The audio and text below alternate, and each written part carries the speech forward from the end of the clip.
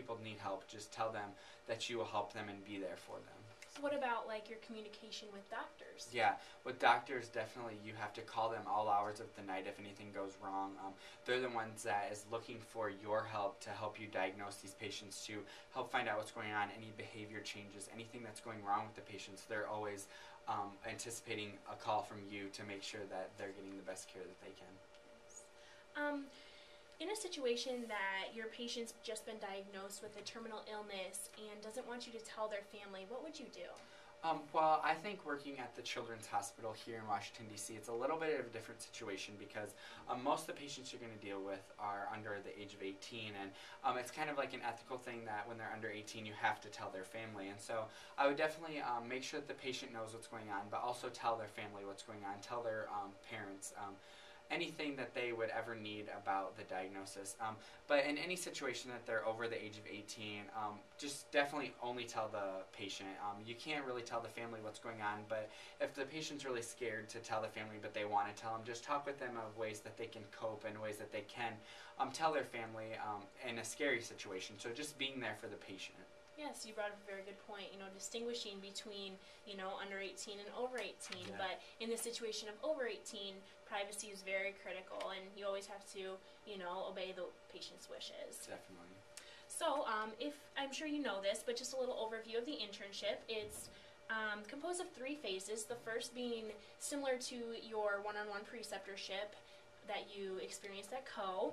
The second is classroom experience and a clinical challenge assignment, and this involves the opportunity to select a professional practice issue, address the issue, and then present it to your fellow nurses.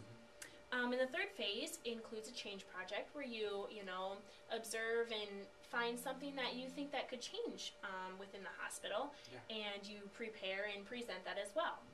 And so you see that this isn't, just CNA, nursing stuff. It also includes more time, knowledge, and effort. So how do you feel about presentations and continued classroom work in this internship?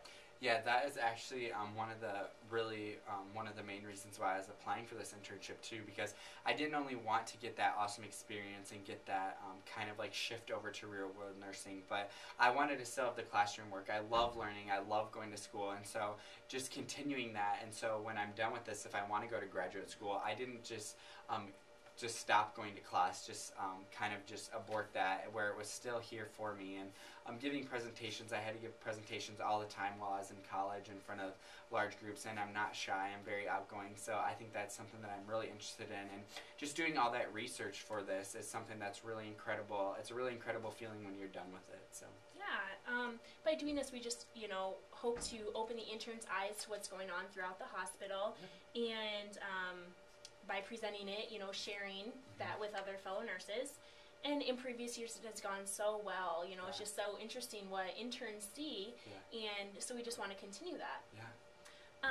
So the most important thing, we're a children's hospital, and so we're here for the well-being of the children. In some cases, the children may be here for 2 weeks or just simply 1 day, but in either case, we treat the children like they're our own kids. Definitely. So it's very important that people we hire share this commitment and love for the children. What experiences do you have with children? Yeah, well, one of the main experiences that I think I have is working in the pediatrics unit. That was one of my favorite units when I worked on it. I would always make sure to connect with the patients and the family, just to make sure that they knew I was there for them and they could come to me with any problems or any questions that they had, and I would find them the right help. So that is one of my main experiences. I've also volunteered at the surgery center, which while I went to CO in Cedar Rapids, and there I worked with a lot of patients and their families checking into surgery. So all the little kids, when they were checking into surgery, they were scared. I would make sure that I was there by their side and just give them that little stuffed animal. Some of my friends even said that I would be the Patch Adams someday. Okay, and of course with the kids come their parents, so, and they can be just as challenging, even more challenging as the children. So do you have any experiences with parents that were challenging, or even, where in the situation where you built the relationship and it was very rewarding with the family? Yeah, back to my experience when I was a CNA working on the pediatric unit. One time I had a family who was really not cooperative. They were kind of not getting it when I came on shift, and So I finally just sat down and talked with them, and I found out it was because the aide that was working the shift before me, they weren't keeping the family informed, and so the family just kind of got upset. They didn't really know what was going on with anything, and so I was just be sure to find out what the problem is, first of all, if there's any miscommunication going on, and then just make sure they're always informed about everything, whether it's a time that a surgery is going to change, or when the doctor's coming, or what the doctor had to report if they had to step out. Just making sure that you're always there for the patient's family as well as the patient, because in situations of pediatrics, the family is going to be by the bedside 24/7. So. Yeah, and like I know in so many situations the family isn't as educated as, you know, some nurses are, so they don't quite understand the medical terminology. Right. So we always have to be willing to completely explain that. Exactly. Okay, well, you have given me a wide variety of answers to scenarios that I have given to you, necessary skills and duties, as well as showing a deep compassion for what you do and what you will be doing in the future. Why do you feel that we should hire you as a nursing intern at Children's National Medical Center that is nationally recognized as one of the best pediatric hospitals? Yeah, well, I think the first and foremost is my experience. I've had so much good experience, and I would just like to get even more experience through this program and just make sure that I succeed, and I would love to say that the Children's Hospital did that for me. And as far as my dedication, I think that I'm very dedicated and willing to just kind of give myself to the hospital, just really be here for you guys and make sure that I lead up to all your expectations, as well as doing the research part of the internship. I think that's a really good opportunity for me to showcase what I can do with my experiences, whether I'm going to go on to graduate school or just find a staff nurse job somewhere. Yes, that commitment is so important to us. Yeah. Okay, so lastly, if hired, what would be your main goal during your time here at Children's National Medical Center? Yeah, I think one of my main goals would be to make sure that I'm dedicated and make sure that if there's anything that they need from me, that I give it to them, and just make sure when I do the research that I'm dedicated to it, because if I'm here doing it, I might as well give it my all and just make sure it's the best work that I can. And while I'm on the floor with the staff nurses, just make all those experiences the best, make lasting relationships with everybody, and just to know that you guys would be here for me if anything were to ever happen. Wow. You show so many qualities, you know, that you just would be such a great worker and very positive influence on many people in the hospital. Thank you. Okay, so I've been asking all the questions. Do you have any questions for me? Yeah, I actually have a few.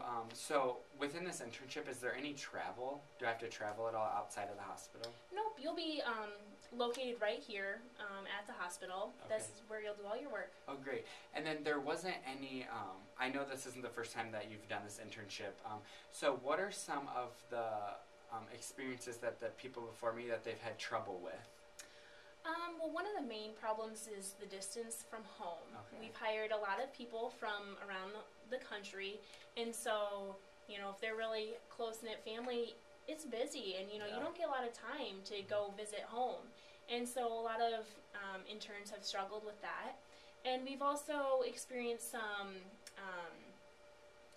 uneducated, you know, not as fully educated and not as fully experienced interns, and so, you know, they're put into situations that they don't feel comfortable in. Right. And so that's why we focus on interviews and really finding the right fit for our positions. Great, that sounds good. Okay, well, did you happen to bring a list of references for me? Yeah, I actually have it right here. Okay, great, thank you. I might give some of these people a call. Okay. Thank you so much for coming in here. We have a few more interviews to do, and we'll be deciding within the next week. We will get back to you. Sounds great. If you have any questions, comments, or concerns, feel free to give me a call. Sounds good. Awesome. I look forward to hearing from you. Yes, thank you so much, Justin. Thank you. Have a great day. You too.